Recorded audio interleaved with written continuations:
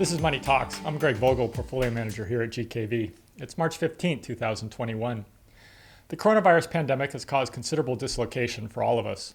For investors, the economic impact has created both opportunity and pitfalls. The internet, social media, and the always-on flow of information now exacerbates the herd mentality that's always existed in the more speculative investment areas. For on-trend pandemic benefactors, triple-digit gains have not been uncommon, while hard-hit sectors have seen values cut in half. A year ago, as the necessary economic shutdowns became realized, assets were sold across the board. Stocks, bonds, it didn't matter, they were all sold. At the lows, the broad S&P 500 declined 34% from its high only a month earlier. Smaller companies, which generally struggle more in economic downturns, sold off 42% as measured by the Russell 2000 small cap index. Even the U.S. aggregate bond index declined 6%. There really wasn't a safe haven.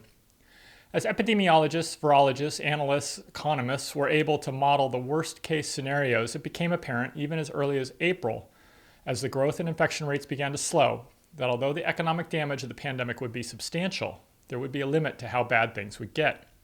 With the passage of the first massive stimulus package, the CARES Act, investors began the process of identifying oversold winners that could not only survive the pandemic, but could thrive. It became rapidly apparent that not all industries and companies would be affected equally. Nothing about the last year has been equal. Many service industries and their workers have suffered tremendously, while others have stayed open and workers remain employed. They continue business as usual and even receive stimulus money. The work-from-home trade took off: Zoom, DocuSign, and nearly anything in technology. Shop from home exploded: Etsy, Amazon, the rest of internet retail at the expense of traditional retail. The gym moved to the garage, benefiting companies like Peloton. And with everyone spending time at home, a remodeling wave began. Home Depot had a great year. So investors piled into the same trade, technology and internet retail. The gains were tremendous. Last year, technology was up 42%. Internet retail gained 68%. It's obvious that cruise ships, restaurants, hotels would be hit hard, but the worst performing sector was energy, down 37%. Demand for energy doesn't fluctuate very much year to year. A 2% change in oil consumption globally is substantial. Energy companies have massive capital infrastructure investments. Energy companies carry significant debt to support that infrastructure. So when supply remains constant and global demand declines suddenly as travel collapses and manufacturing declines, corporate profits evaporate. Earnings for the energy sector in 2020 collapsed, resulting in negative $28 per share compared to $28 per share profit in 2019. The stock sell-off due to the energy earnings depression seems justified, except that the pandemic won't last. By contrast, the tech sector earnings grew nearly 9% last year despite the pandemic. Investors are always looking forward to the next opportunity. Even though we haven't returned to normal just yet, the fantastic scientific success of the vaccines has made it a fait accompli. Despite public policy warnings of caution, we will return to normal, and we seem to be getting there quickly. The unprecedented stimulus injected into the economy, coupled with a full reopening of the economy, a boom in 2021 seems guaranteed. Household income has hit new highs despite the pandemic. Savings rates are significant. The consumer, the biggest driver of the U.S. economy, has money to spend, and after a year of partial lockdowns, there's real pent-up demand. The 2008 recession taught policymakers that some stimulus is good and that more would have been better.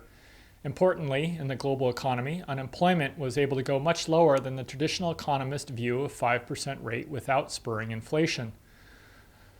The low was 3.5% just before the pandemic hit. So we begin a new experiment. An economic crisis brought on by a pandemic, a spike in newly unemployed, a fundamentally strong economy with confident consumer in great shape, ready to go spend, all propped up with $5.4 trillion in stimulus. It's going to be an interesting year. Last week, interest rates began to climb faster than many on Wall Street were comfortable with. The 10-year benchmark Treasury moved from a low of 52 basis points last August to 1.54% last Friday. Inflation may be the significant wild card in our economic stimulus experiment. Our view, some inflation would not be a problem, but of course with these things, any single economic indicator isn't a problem until suddenly it is. Lenient mortgage lending wasn't a problem for years until seemingly overnight, storied investment banks were going bankrupt back in 2008. We are still at historic low interest rates. If we look at the last 15 years, zooming out on the chart, to put current levels in context, there is nothing to worry about.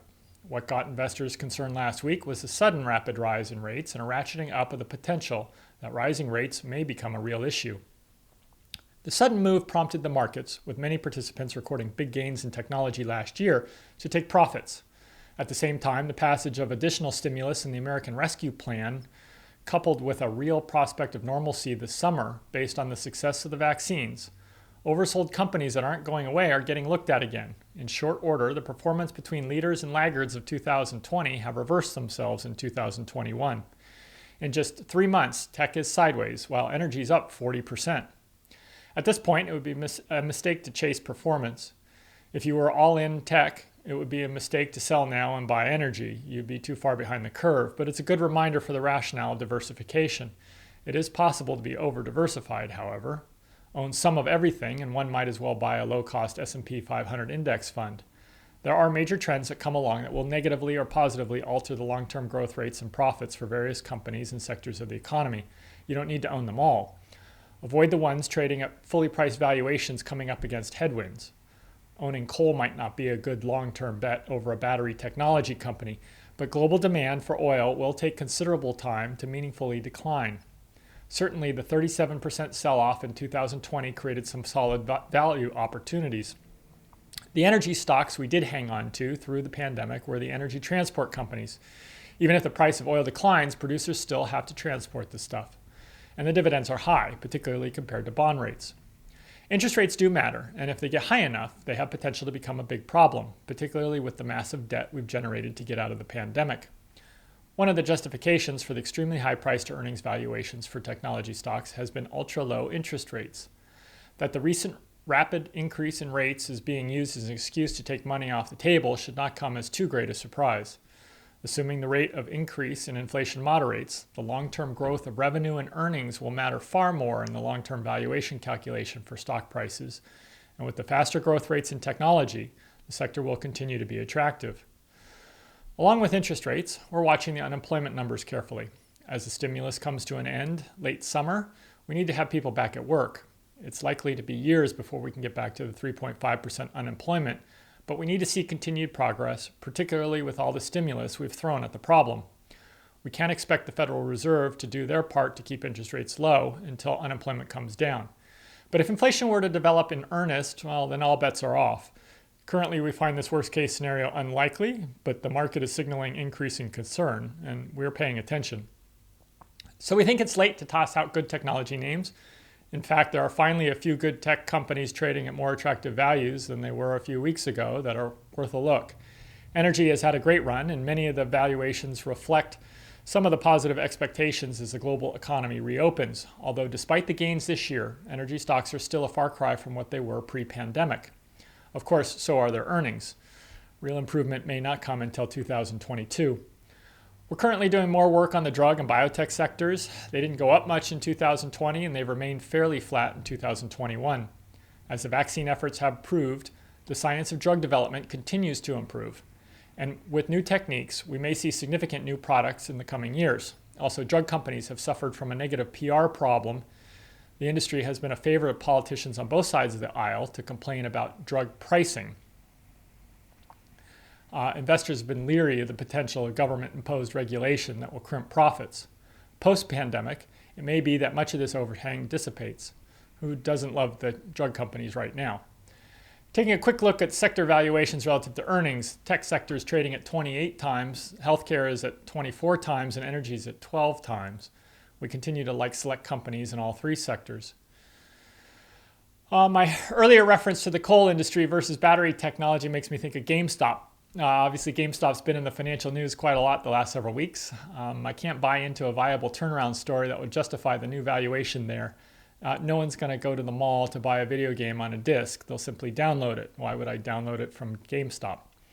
Absent an amazing fundamental change in business strategy to something that hasn't been articulated yet, I don't see the opportunity. Maybe that's a topic for next week or in the future. Another interesting topic might be the latest craze around non-fungible tokens or NFT artwork. If you're unfamiliar, you can buy a cryptographic digital token that proves you are the sole unique owner of a piece of, well, digital art or digital anything. After the Beeple sale for nearly $70 million last week, I think we'll be hearing about NFTs for a while. I can sort of understand the speculative desire to buy or collect a scarce or one-of-a-kind collectible, but I'd like to be able to show off my one-of-a-kind original artwork. I'm not sure owning the single authenticated digital pointer will do it for me. I guess I can save my money. If I was forced to choose between NFT art and GameStop, I think I'll take the NFT art. I don't know, the NFT art does seem like a more interesting cocktail party topic than telling people you're all in on GameStop. Whatever, I'm looking forward to going to cocktail parties again soon. 1 in 5 Americans has received at least one vaccine, and I suppose I'll get mine soon as well. I'll leave you with this Beeple created image titled The Original Emoji. It's part of the 5,000 image collage bought for $69 million. I guess that makes it worth $13,800. I won't charge you anything to see it. In fact, I'll email you it for free if you want a copy. Just don't ask me for the token. Thank you for watching. Let us know if you have any questions, comments, or topics you'd like us to discuss in the future.